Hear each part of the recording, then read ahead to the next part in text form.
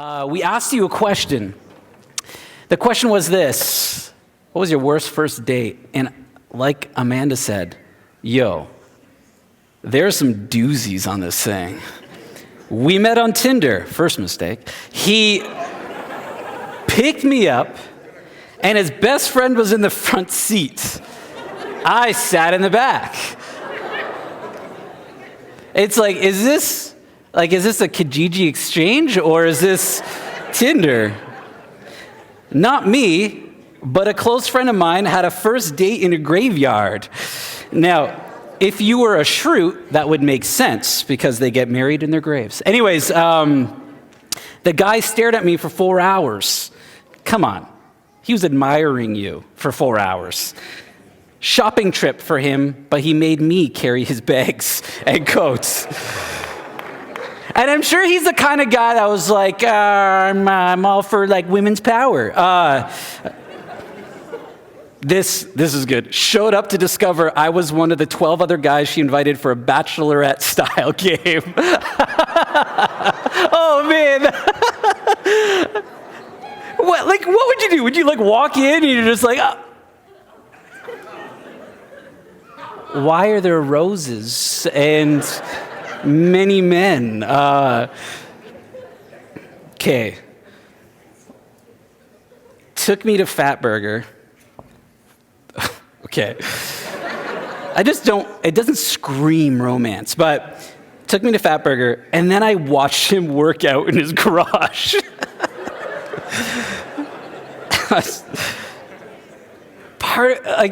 I know first date, it's really awkward to be like, I really don't want to do that, but there's got to be limits. Never met this guy before, introduced me to his whole family, and made me look at all their vacay pics. Well, he's a family man, and that's a good thing, right? I'm pretty sure that's the way he threw it. It's interesting because these first dates, and I think it's because they're so awkward in doing them, and how do you actually get into it? I mean, trying to find someone to be compatible with, and it's no wonder people go online, they use dating apps, they do whatever they can, but I want to really depress you for the next few seconds, okay? Despite common usage, Tinder boasts 26 million matches a day. A mere 8% of 18 to 20-year-olds actually met their partner online. Well, it's because they show up with their friends. And though 70% of online daters believe these services help people find a better romantic match because they have access to a wide range of potential partners, couples who do meet online are, in truth, more likely to break up than couples who meet offline. 54% of online daters report meeting someone who seriously misrepresented themselves in their profile. In fact, one person on that actually said that the person actually photoshopped a different picture of themselves in it. In fact, Factual.com says more than half of users fabricate some or all of their online dating profile. Between 18 and 25% of Tinder users are already in a committed relationship while on the dating app. That's huge.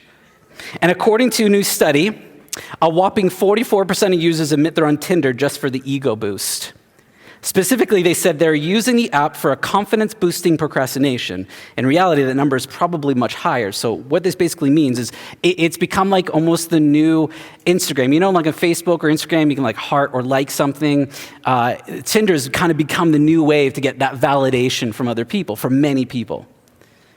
And this is my favorite.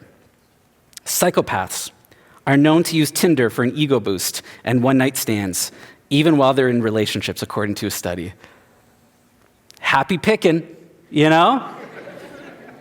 See, back in 2007, around the area, I think online dating really started picking up, but I think it was a lot easier back then because I think the pool was a little smaller. I think a lot of people still feel comfortable kind of meeting in person, and also just the revolution of the cell phone and everyone having their own gadgets in their hands really only tipped over in 2012. And so before then, I feel like it was a better way to actually meet people, but it's actually almost useless again.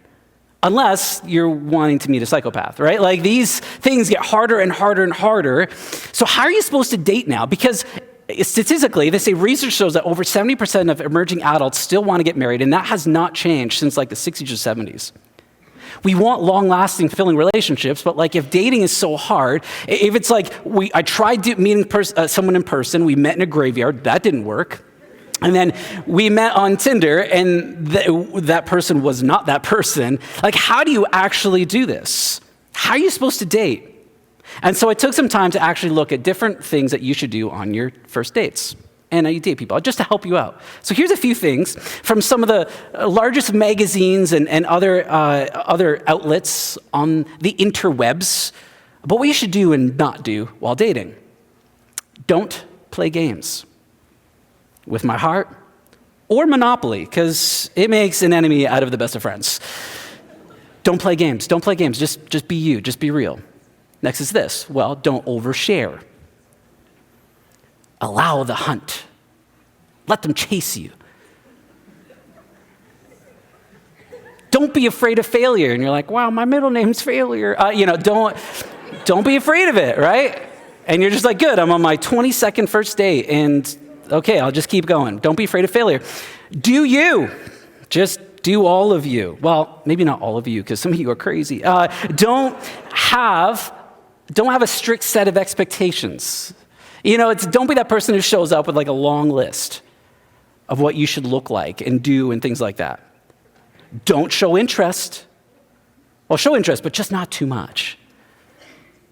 And then, of course, well, just don't overthink it. I feel like it'd be easier sending a rocket to the moon manned by like a monkey you trained than to date, in a sense. It's hard to do all of this. How are you supposed to keep track of all this when you get all the pressure of meeting someone brand new? You don't want to overthink it because it's telling you not to. You want to allow for a hunt, but you want to show interest. Like, how do you actually do this? What if there's a way to make sure that we kind of do the right things, don't do the wrong things, but without making it very complicated? I think there is, but I'll be honest, I actually think you're probably going to write me off a little bit if I tell you it. It's something that I've actually pushed for years, and I've had a lot of people laugh at me about it, and then I've had a number of them come back going, I wish I would have listened to you. What is it? Blow-up dolls. No, I'm just joking. I'm kidding. I joke. If you were to look at the Bible, there's no like one place that tells you like, this is how Jesus wants you to date. Because I just don't think there is, but I think there's a really good guide on like how we actually relate to one another, especially when we're looking at like these strong interpersonal relationships. There's a lot of talk about sex, there's a lot of talk about relationships, a lot of talk about how we handle each other. There's a lot to going in it.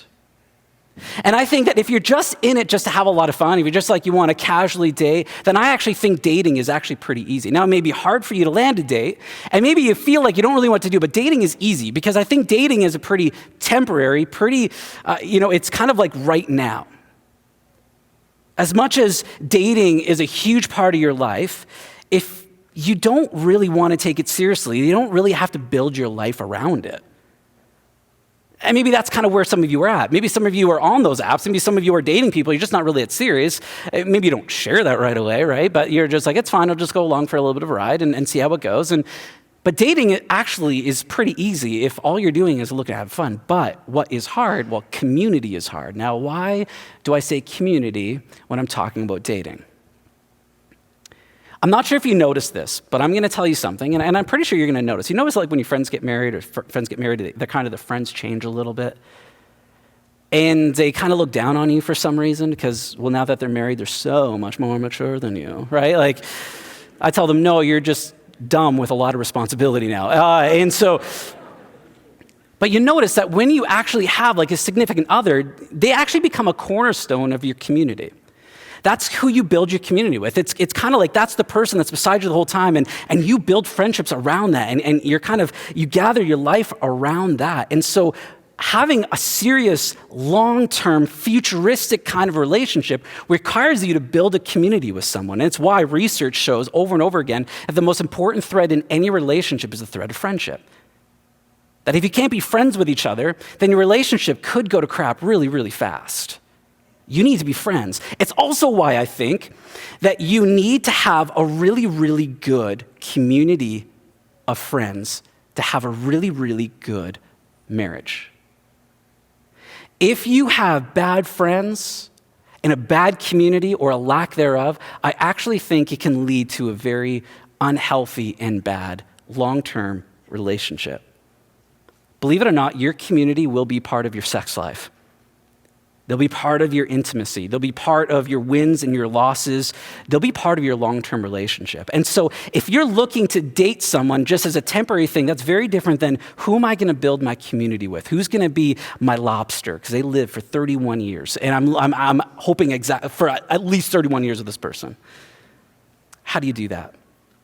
Because when we date, naturally, we want to put our best foot forward, which people like me need to do it because I don't have a lot of those best places. And so you put those forward.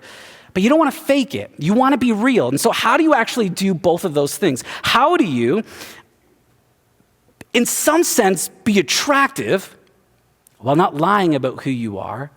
How do you build an authentic relationship with someone?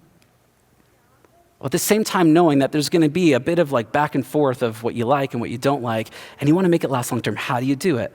Are you ready? Here it is. Here's my answer. And just bear with me with this one, okay? Community date. Date in a group of friends.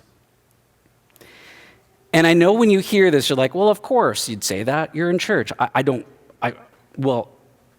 know, like, if I'm supposed to say that as a pastor. I just, like, over the years, working with couples who are doing it well and not doing it very well and asking questions, this has actually been in my advice for many years.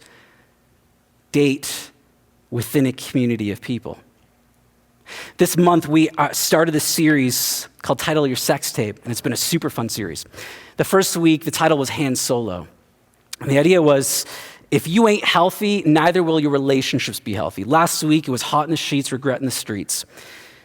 And all the ways you can find out if he or she is broke as a joke. We just want to help you figure out where are the red flags, where are the yellow flags. If you didn't hear these, you can go on YouTube or app, whatever. This week, it's called Ménage, Trois. And I think the people who best describe this are the best R&B group in the world, the Spice Girls. If you want to be my lover, you got to get with my friends. Let me read this to you. There's a downside to dating beyond one's natural social environment. People who are not very similar to the romantic partners end up at a greater risk for breaking up or for divorce, she says. Indeed, some daters bemoan the fact that meeting on the apps means dating in a sort of context vacuum. Friends, coworkers, classmates, and our relatives don't show up to flesh out the complete picture of who a person is until further on in the timeline of a relationship.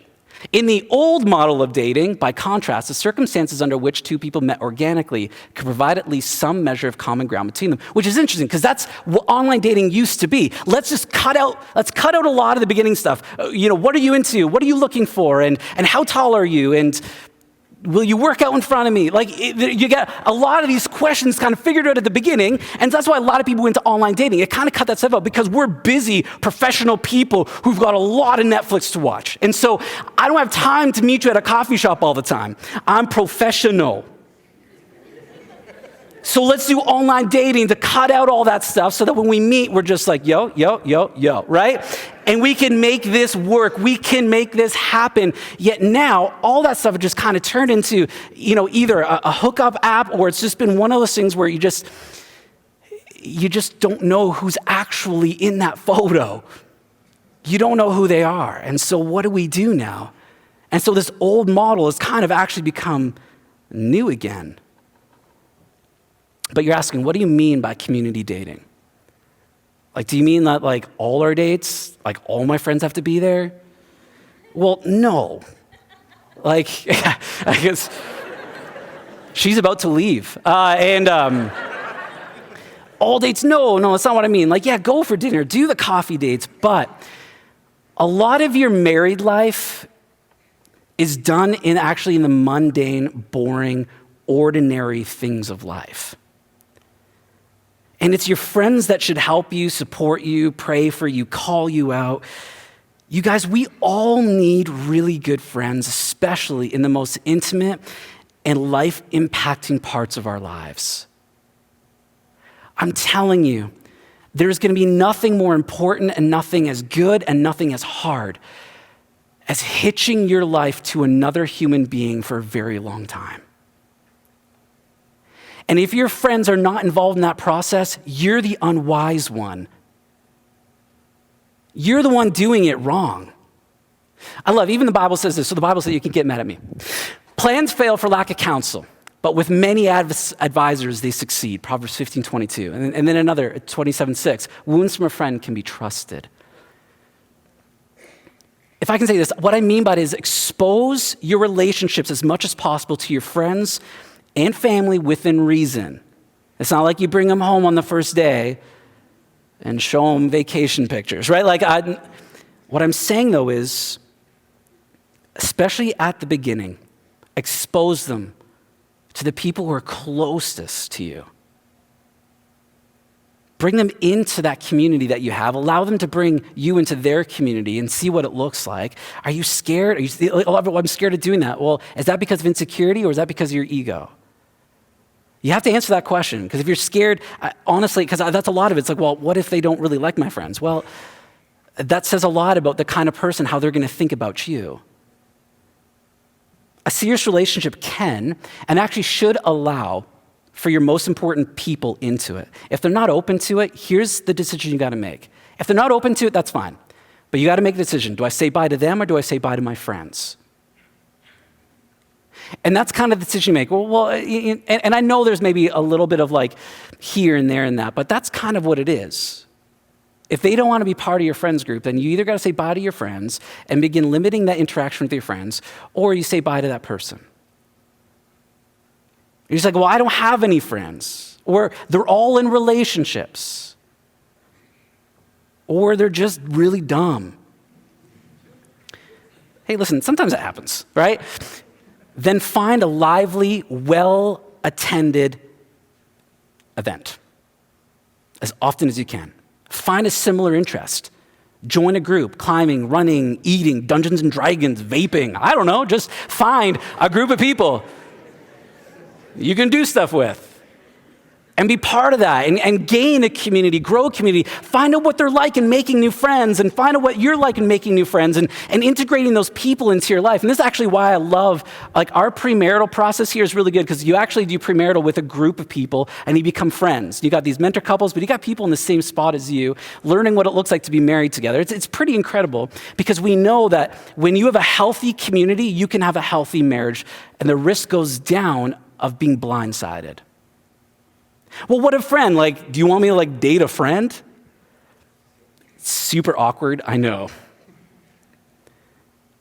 There's a risk of changing group dynamics, but this could actually turn out to be one of the best, easiest ways to build something worth having. Why? Because you've already gotten to know each other without having to market yourself to them. They know that when no one's looking, you pick your nose. You know you do it, right? They already know the way that you chew your food. They know certain things about you. They know what you're about. You know what they're about, and you've not had to market yourself. And you've got this built-in community that are able to tell you, guys, slow down a little bit, or maybe this isn't a good idea. So if you are, here's some tips, okay? Keep private details private. Even if you break up, don't explode all over the place. Have a friendship that you can keep that stuff safe in. Take it slow. It may be really exciting for you, but it's going to be super weird for everyone else. So give them time, especially if you're into PDA. You're just always holding hands, always touching, and it's just everyone else is ew. And so give it time. Don't talk about your friends on your dates and how more mature you are than they are, right? And don't do that, because it creates this instability if you're worried about risking the group dynamic. But enough of that. Before I make a case why I think community dating is the best kind of dating, I already hear those objections. I can just hear them. They sound like this: it's boring. I know them and they know me. There's nothing exciting anymore. Ephesians 5:21 says, submit to one another out of reverence for Christ. This is why I put it up there, because you're right. You are absolutely right. Dating one of your friends or in a community of people you may already know is not as exciting as dating someone who's new to you. People introduce you to new foods, exotic music, places you've never seen in Edmonton. I've lived here my whole life and I never saw this, right? Like, I know. I know you miss out on discovering something brand new, the exposure to it. It's absolutely true. But you know what's really funny? I hear the same thing from people who end up cheating on their spouses because they're now bored. I'll be honest with you. Marriage is about rediscovering and re-experimenting with someone who you know is going to be there day after day with you and for you. Month after month, year after year. Listen, it's always exciting. It's always easier to look at something shiny and brand new until you get it and it turns dirty and scratched. The attitude in any relationship is this one right here, is how do we find a way to submit our lives to each other? It's not saying it's like there's no one as handsome as you. No, there probably are. Have you seen Chris Evans' pecs? There probably are. But it's a decision going, you know what? This morning and at the end of the day, I say I do to you. The problem is there's always going to be other options for you, but your life is shaped by the commitments you make. And when you decide to walk into a commitment with someone over a long run, you decide to commit your life to them every day. And it shapes your life. It shapes your thinking. It shapes your understanding of relationships. It shapes your understanding of sexuality. It shapes your understanding of it. And so I'd say, listen, be careful who you choose. That's why we make a big deal this month, because marriage is a huge deal. But if you're just looking for new and exciting things and that's kind of who you are, why do you think that's going to change once you get married? Because that person will become broken and scratched and dull, probably quicker than you think they will. Second objection, well, how can I know them if we're always with others? There's too many involved. I can't know who this person is. Well, you can, because you and I are actually made up by the relationships we've committed to and hold closest to us. If I were to tell you, let's say we were going on a date, and you're like, not my type. But just imagine, okay? And we went on a date, and you realize that the friends that I spend a lot of my time with are honest, good, funny, committed people. What do you think that says about me? If you hang out with someone, you get to know who they are because we're formed by the relationships we choose to keep closest to us. And I'm not saying that you never get time alone. What I am saying is getting to know someone has to go beyond just one-on-one, because honestly, anyone can tell you anything they want you to believe. But time and exposure will bring out the real you and the real them. Expose them to friends. It slows the process down enough for what we learned last week to get you off your cocaine high of love. But it's too slow, Thomas. It's too slow a process. Yeah, because hot and heavy always worked for you. Listen, 5 years of taking it slow pales in comparison to 30 years of committing your life to someone. If it takes you a lot longer to make sure that you're knowing who the human being is that you're attaching your life to, that's nothing compared to the amount of time you spend committing your life to that person. Slow it down. You and I, we just see right now. Friends help us see the future. That's why Proverbs says, good planning and hard work leads to prosperity, but hasty shortcuts lead to poverty. Well, everyone will know our stuff. There's nothing private. Well, don't be a knob then. That's the point. What are you hiding? Are you just oversharing? Usually it's not a them problem, it's a you problem if you've got things to hide, if you don't want them to know things about you. Another thing is this, is you don't know how many people I know who never reach out for help until their marriages are done, because they just didn't reach out to anybody. Sometimes it's good to have a community of people who know your crap, so they can call you out on it, and so they can encourage you through it, and they can help you walk in it. Bring them into those communities where you're like, well, my friends, they're not in a serious relationship. They don't get it. They can't offer me anything. Yeah, actually, they are in a relationship. They're in a relationship with you. So listen to them. You need to allow them into your life, because here's another thing too. If you allow your friends to speak into your relationships, maybe, just maybe, they'll allow you to speak into their relationships. Because it's a good friend, you want to make sure your friends are making good decisions, right? If you don't allow it, then don't expect them to reciprocate it for you too. They're in a relationship with you. They know you better than the rando that you're dating. Well, what if they're wrong? My friends, my family, what if they're actually wrong? What if they don't know it, they don't get it? And I think this happens actually pretty often. But I've always learned this. Even if you get unfair feedback, you know the question you always have to ask yourself is this, and this is just a really good just thing in life. If you get unfair criticism or feedback, the question you should always ask is this, though. What made them think that, though? What truth was there in that criticism? What is it that I'm doing or that we're doing that can make them think that maybe this is a bad or unhealthy relationship?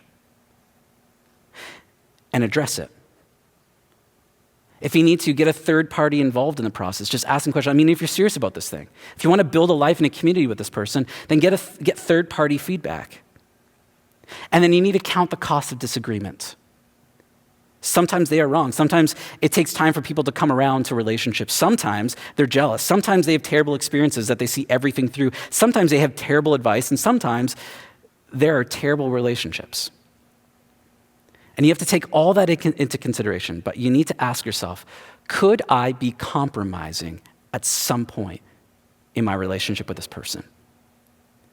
If my friends feel this way so much, is there any truth to it? And even if they're not right, you should take it seriously enough to consider it, though. And then if they're wrong, then just own the decision you make, but take it in consideration. Okay. Here's my case for why the more the merrier. This is the person who I said you'll be building your entire community with, your life around. I'm a firm believer, and I've said this before and I'll say it again, that a good marriage requires great community, great relationships. So if you're separating yourselves from community, if you're separating yourselves from friends, we all have those people. They start dating, you never see them again. They're the problem. If you're separating yourselves from your friends, you're the problem. We should be able to set ourselves up with the least amount of risk as possible by exposing our relationships to the people we deem closest to us. They've shaped us, they help us, they care about us more than probably that person does at that point. And here's also why I think it's important. I actually think it's safer. You saw this quote on Instagram, maybe if you follow us this past week, and I found it from a comedian about a week ago, and it hit home. And she said this: when a guy after a date says he got lucky, it means he got laid. When a woman after a date says she got lucky, it means she got home safely. Sexual assault is a huge problem, especially among women on campuses. Outside of campuses, it's about the same actually for men and women. It's a huge issue. A lot of people feel very unsafe dating, especially if you are choosing to date someone on Tinder. I've got nothing against Tinder and all those, by the way. I mean, some things. But anyways, if you're just meeting someone and you're online dating, I got no problem with that. But you have no idea who you're dating. And that's why I think when you start, especially in the beginning, dating in community, it is just practically a lot safer for you. In fact, a lot of magazines and a lot of people are saying now, girls especially, that the best way for you to date is actually dating in a group of friends. You keep each other safe. You make sure that if something were to happen, you're not alone and you're not by yourself. It's much safer. I think also the reason why I love community dating, it's because people are there to ensure you're not seeing something that's not there. You're going with eyes wide open. I love this one verse in this book called Jeremiah in the Bible. It says, the human heart is the most deceitful of all things. And you don't believe it until you date a total turd and then only realize it after. and you're like, how did I love that person, right? Like, the good thing about community dating, people are there to ensure that you're seeing actually what's there. They keep you accountable to it. I think the chances for organic growth in relationship is best in a community environment. This is why. They say for any successful dating relationship, there has to be a sense of relaxation. You need to feel relaxed. You have more of a chance of being relaxed dating in a community or a group of people or friends than you do on a one-on-one all the time. You can be who you are. You know they're going to come. They're going to meet your friends. It'll be fun. It's a lot more relaxed environment, which means that you can actually be yourself a lot more. You get to know them, and they get to know you because you can't hide as well. Y'all can't hide with your friends. Listen, this person may be a total 10 until you realize that they've been hitting on all 10 of your friends. And when you bring them into your relationships, into your community, there's a better chance of making sure that that person ain't hiding and you're not hiding.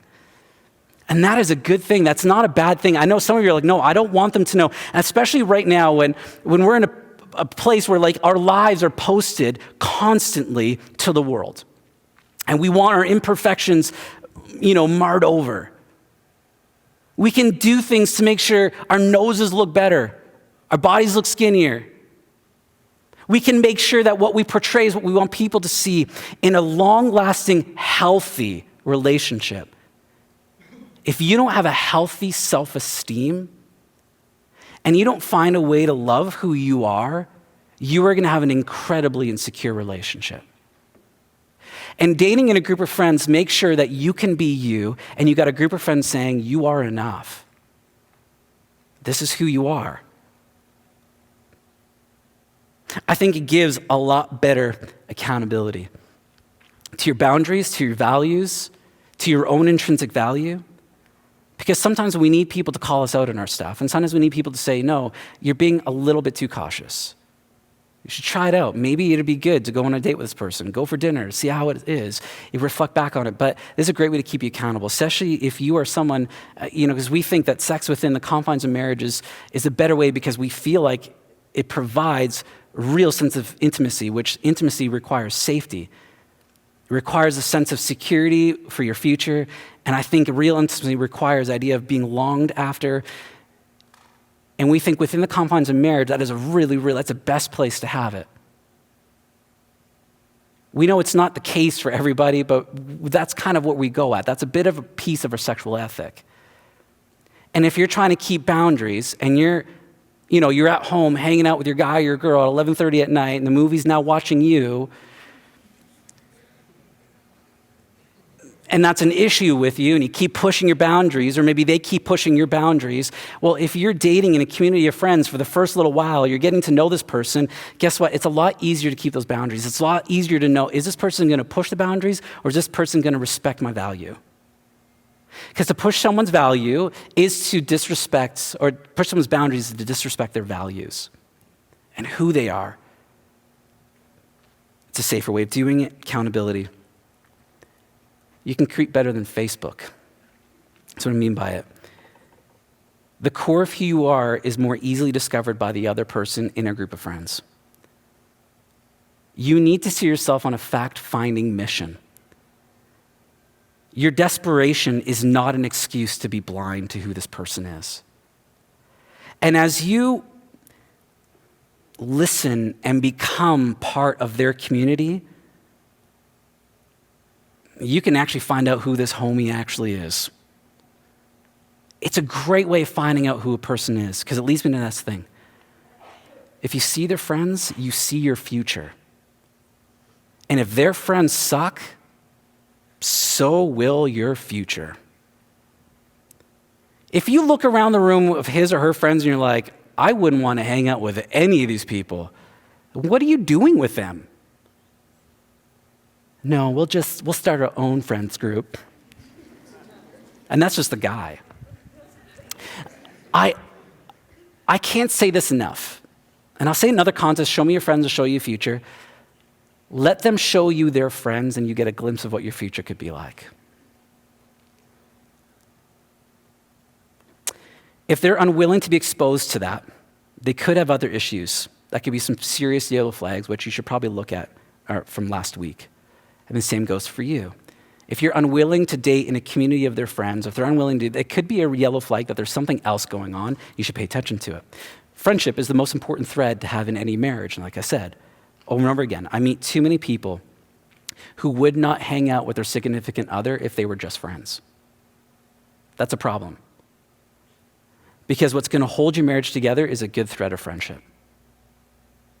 It's going to know that at the end of the day, you are someone I want to hang out with all the time. I love hanging out with you. We've got a lot of similarities. We know the same values. We have a lot of the same friends. Friendship is so important. Another piece too is I know it feels so vulnerable exposing your significant other to your friends, but you can't have intimacy without vulnerability, and this forces vulnerability. It allows them a window into your life of who you are and who you're not. Now, I get it. I know this isn't a perfect solution, but they look happy. I may have typed happy dating and got this, but I'll be fair, there's a bit of an agenda behind this, but I know this isn't a perfect solution. Honestly, there's no perfect dating solution. And probably this isn't as sexy or as biting as my last couple weeks here. But I honestly think I came into this weekend going, I hope you hear this. Because I want you to date so well. I want you to date hard, but without a huge amount of regrets. And it can be done. And I think the best way of doing it is dating in a community of people, especially for the first while. It's safer. I think it's the most efficient, most effective. And I think it's one of the most serious ways of starting to build your future with another person. They will be the cornerstone of your community. And are they even someone you can build a community with? Next week, we know that things like this probably cause a lot more questions than answers. So we're actually doing a full night of Q&A. And we're going to give you opportunity this week on our Instagram. If you don't follow us, you got to follow us at The Project YUG on Instagram. We'll have polls up, and we want you to ask questions. And there's a couple of us on stage that are going to try to get through as many of those questions as possible next week, just to kind of tie this entire month up, but also content that you've not heard from us, things like that. Ask your questions. We want to hear about them because we want to really summarize this month with an opportunity. Because I'm telling you what I think you need to hear and want to hear, but I want to hear from you what you want to hear. And so we're going to give you opportunity a couple times this week to ask us those questions. Next week, that's all we're going to do is try to answer as many of your questions as possible. But if you're here tonight and you've got questions about Jesus and what it looks like to start a relationship with him because you've heard about it a little bit, we always say the best way to do it is just to text the word NEXT to 555-888. You get just a free ebook, and it just helps you figure out what is this whole Jesus thing about. We think it's the best place to start. But we just put it out for you. Do it if you want to, but it's super easy. No one's going to go hold of you after. No one's going to hunt you down. No one's going to show up at your doorstep. If you want follow-up, you can ask for it, but this is just a really good, simple tool. We always believe that Jesus invites us to watch his life, to hear his words. And we're a firm believer that you can belong to us before you feel like you have to believe everything we believe, but this is the best place for you to start. Guys, let me pray for you really quick before I let you go. God, thank you that you actually call us friend. You say you are no longer, slaves. You are my friend. We're your friend. That means we can have this close relationship with you. And God, I think being a friend with you teaches us how we can be friends with each other. And God, I want what I think they all want, and that is just really good, long-lasting, fulfilling relationship. Man, that's hard work. So God, I pray just for wisdom. I pray for help. I pray for people in this room who maybe have been in just situations that they feel like they've been violated, situations where they feel like things did not go the way that they were hoping and dreaming it would. For people who maybe have made mistakes and are feeling the regret of it, God, I pray that they hear the reminder that Jesus, you are a God not only who heals and restores, but a God who reminds us who we are, and that is your kids. They're always welcome, God, to come, to have a relationship with you, to speak with you again. And God, I pray for those who are far off, Lord, they would sense your beckoning to come and follow. For those who maybe are so near, but they're so worried, God, I pray that they would hear you say, I call you friend. And Lord, I pray for all of us, help us just to do this dating thing well. Well, not me, I'm married, but everyone else to do this dating thing well. Thank you that you're for us. Thank you that you're with us. Amen. Guys, thanks for being with us tonight. Thanks for being with us this entire month. Enjoy your long weekend, and we'll see you next week as we answer some of your questions.